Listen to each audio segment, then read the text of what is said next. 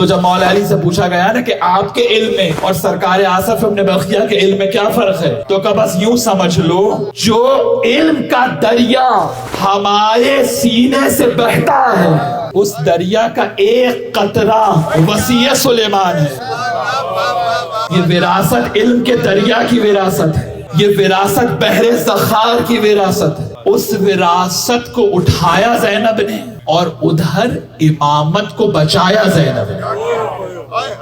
ایک طرف علم کو اٹھائے ہوئے ہیں، ہدایت کا کام کر رہی ہیں، امام کے اقوال موجود ہیں کہ آج سے اور جب تک بیٹا بیمار ہے حلال و حرام زینب سے پوچھنا، امام کے اقوال موجود ہیں۔ اور ادھر جب ابن زیاد کے دربار میں بھی یہ ہوا اور یزید کے دربار میں بھی کہ جب وہ آگے بڑھا تلوار لے کر کہ زین العابدین کو قتل کرتے، علی کی بیٹی سپر بن گئی۔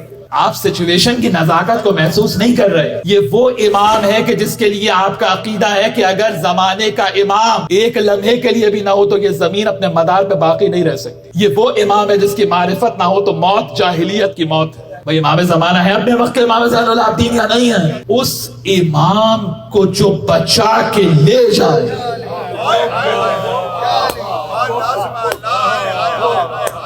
جو کائنات کو بچا کے رکھے اسے زین العابدین کہتے ہیں۔ جو زین العابدین کو بچا کے لے جائے اسے زینب کہا جاتا۔ یہ ہے علی کی بیٹی، یہ ہے علی کی بیٹی، یہ ہے زینب۔